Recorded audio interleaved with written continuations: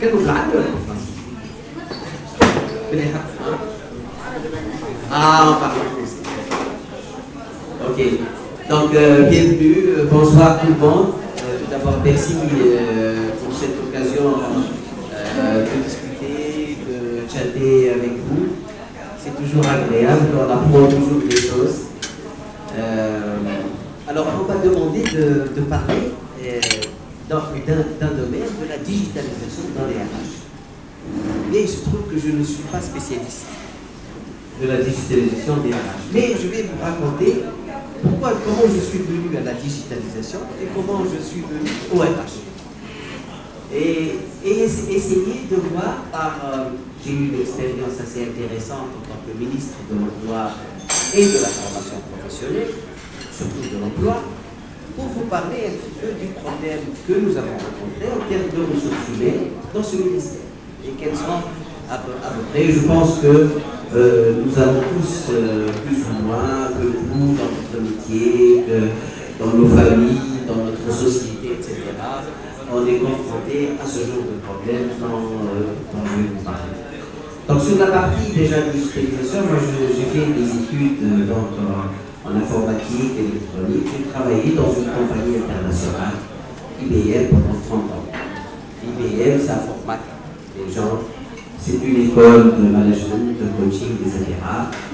Et il y a une vraie, j'ai approché la digitalisation bien sûr par ce métier, parce qu'on vendait des solutions et on était à la pointe de la technologie dans la matière de digitalisation. Je me rappelle très bien, comme anecdote, j'étais jeune ingénieur, en 1981, on a conçu le premier PC. Un PC, il faisait à peu près cette taille-là. Et ce PC, il avait, tenez-vous bien, une disquette de 128K. Et on m'a demandé d'être le spécialiste de ce PC. Ensuite, on a eu une révolution, on a eu le PC2 dans lequel il y avait deux disquettes. Une disquette pour le DOS 1.0 et une disquette pour les données. Parce qu'avant, les ordinateurs faisaient à peu près cette salle-là, les ordinateurs. La seule interaction possible avec l'ordinateur, c'était le pupitre, la console. Et on avait dans cet ordinateur-là, à l'époque, quand on avait un super ordinateur neuf, on avait une galette de disques, il fallait 2 personnes pour la soulever. C'est une galette de disques amovible, c'était une nouveauté à l'époque. Et quand on soulève la galette de disques, il faut 2 personnes pour la soulever. Et c'était 50 mégas. C'était énorme à l'époque. 50 mégas. Une galette. Donc, la digitalisation, à la limite, je peux dire que je suis tombé là-dedans quand j'étais, on peut le dire, comme Astérix. Et les RH, c'est différent. Les RH, la compétence des RH. Ensuite, bien sûr, au niveau de digitalisation, on a vu beaucoup de nouveautés. On a traversé un petit peu toutes ces révolutions et je vais essayer de vous parler un petit peu de ce qui est en train de se tramer dans l'avenir, dans le monde d'aujourd'hui, de demain. C'est important de le savoir parce que ça a un impact et sur le métier, surtout les métiers, les RH et compagnie. Et donc, sur la partie digitalisation, donc, ça a commencé et puis c'est allé très jeune avec un concept très simple. Le concept, c'était que les entreprises voulaient se concentrer sur le cœur de leur métier. C'était ça, le challenge. C'est-à-dire, moi je suis une industrie, je fabrique par exemple des verres. Le cœur de mon métier, c'est fabriquer des verres. Donc, ce n'est pas mon métier de gérer une logistique, c'est pas mon métier de gérer des paquets, de faire des cartons. C'est pas mon corps de métier de gérer le personnel. Donc, les entreprises ont fait un virage, c'était dans les années à peu près 80, pour essayer de se concentrer sur le cœur de leur métier. Et c'était à l'époque où on a vu émerger ce qu'on appelle des ERP, des Enterprise Resource Planning, c'est-à-dire des logiciels intégrés de gestion, dans lesquels il y avait le cœur du métier de l'entreprise, mais avec tous les métiers annexes. à l'époque aussi, on a commencé à voir des gens qui commençaient à travailler sur les processus métiers. Et ça, c'est très important. Ça a un impact extrêmement important sur les entreprises. Et sur les processus métiers, moi je vais vous raconter l'histoire, par exemple, de ma compagnie dans laquelle j'ai travaillé pendant 30 ans. IBM travaille dans 124 pays, 400 000 personnes, 400 000 employés à travers le monde. Combien, imaginez-vous, qu'on a de process métiers? Alors, IBM, il y a des laboratoires dans la recherche fondamentale, recherche appliquée, des structures de vente, des structures de services, des structures de développement de chiffres, c'est tous les métiers de l'informatique, des structures de pensée, etc. Combien il y a de process métiers? Et combien il y a de compétences derrière? Les process métiers, il y en a à peu près 26. Et les compétences nécessaires, 11 compétences, uniquement.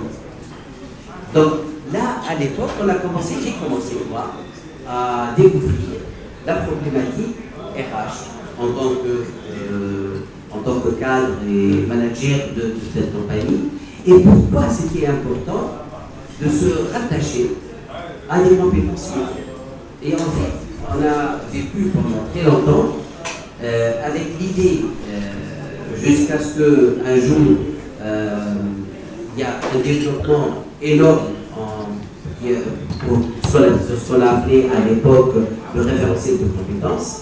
D'ailleurs, c'est l'actualité, le référentiel de compétences. Aujourd'hui, il n'y en a pas beaucoup de compagnies qui ont des vrais référentiels de compétences. Et le référentiel de compétences, c'est quelque chose qui est extrêmement important pour justement faire en sorte que l'entreprise soit concentrée sur son métier de base, sur le cœur de son métier, et qu'elle ne se disperse pas dans les métiers annexes. Voilà. C'est là où elle peut gagner de l'argent. Donc c'est là où est venue, en fait, ma connaissance du domaine RH en tant que manager dans une multinationale. Et j'ai beaucoup appris à faire la différence entre les gens qui sont bien dans leur job et les gens qui ne sont pas bien dans leur job.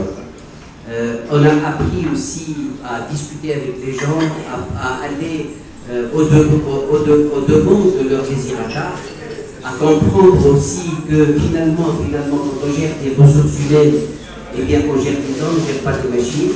Et c'est important de savoir quelle est la motivation des gens. Et je vais vous poser une question à laquelle vous essayez de me répondre. On a fait des études partout dans toutes les cultures du monde. Quelles sont les 3 motivations majeures, principales, chez tous les employés de la planète, à votre avis? La première. Pécuniaire. Salaire. Utilité. Deuxième. Utilité. Deuxième. La responsabilité. Responsabilité. L'objectif. Objectivité. Objectif. Oui. Il y a dans toutes les cultures, hein, c'est cross-culturel. C'est les mêmes résultats partout. Comment? Stabilité. Oui. Le cadre du travail. Le cadre de travail. Le climat social.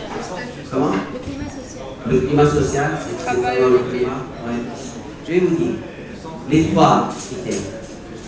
Le premier est de loin le premier, la reconnaissance. Dans toutes les cultures du monde, la reconnaissance. Le deuxième et le troisième, ça dépend des cultures. Il y a des cultures où la deuxième c'est le deuxième, et des cultures où la troisième c'est le deuxième, et vice versa. Et les deux sont ce que vous avez dit. La clarté de la mission. Et la clarté de la mission de l'entreprise, la clarté de la mission de l'individu dans l'entreprise. Et le troisième, c'est les conditions de travail, dans lesquelles il y a le salaire, le cadre de travail, les relations interprofessionnelles, etc. Voilà. Et ça, c'est partout pareil. Partout pareil. C'était, regardez, j'ai essayé d'appliquer cette théorie, puisque je l'avais, j'ai essayé de l'appliquer en Tunisie quand j'étais ministre de l'Emploi.